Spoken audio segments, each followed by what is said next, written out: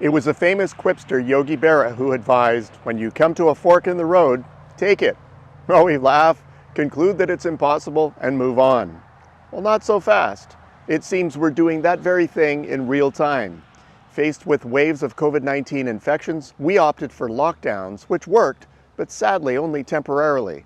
While it did buy time for vaccinations to catch up, we're not there yet.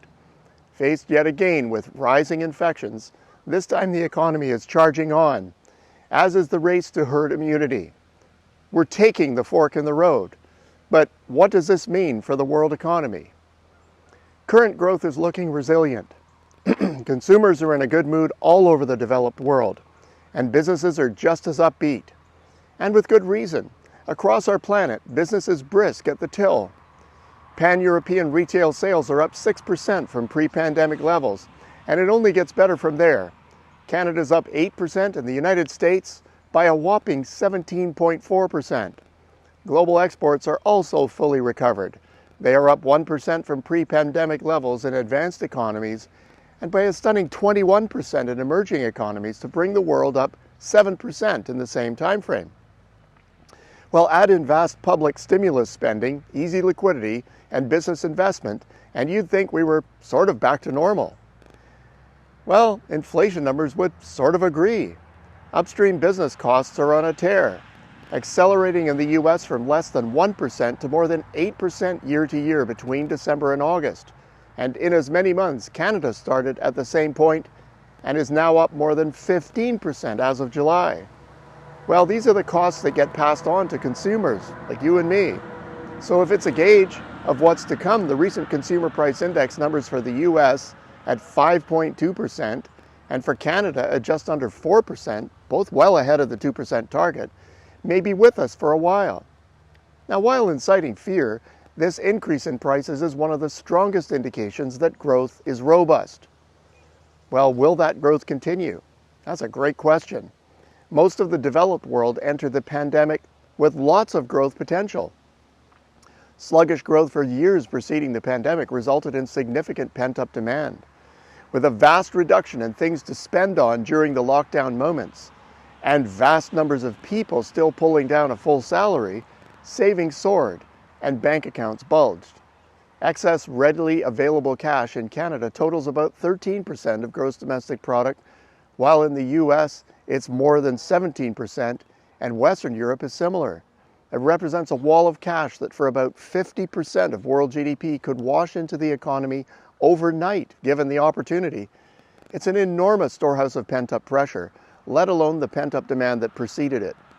With this as a backdrop, Export Development Canada's Autumn 2021 Global Economic Outlook is forecasting a world economy at 6% growth this year and a still hot 5.5% in 2022. Emerging markets will collectively accelerate from a 6.3% recovery this year to 6.4% next. Advanced economies will grow well ahead of their collective long-term trend, up by 5.5% in 2021 and followed by 4.2% in 2022. And after a 4.9% performance this year, boy, it's beginning to sound redundant, isn't it? Canada will be ahead of the advanced economy average at 4.4% in 2022. Well, these are all pretty spectacular numbers, any way you cut it. Supply chain and shipping shortages all over the news at the moment are frictional, not structural. That is, the capacity is there, it's just a matter of getting it to where it needs to be. And as such, we expect that movement of goods and services will be more fluid as we move through 2022. Consequently, price growth should moderate. Our forecast calls for oil and gas prices to moderate over the coming 2 years and for copper prices to remain relatively high but down from the 2021 average. The same goes for wood product prices, which are down sharply from peak levels but remain a good deal higher than average. All the inflation talk has created buzz as to when central banks will begin tightening. The Bank of Canada was first to announce an immediate tapering of its bond purchase program, with the European Central Bank following weeks later. The U.S. Federal Reserve Board is more reserved, signaling that it may begin tapering this year. Interest rates will be next. The Bank of Canada is expected to begin modest rate tightening in late 2022, with the Fed holding off until 2023 and the ECB stalling until 2024. Now, the risk is that all of these central banks will actually jump out ahead of those predictions. Well, overall, the forecast is far from risk-free.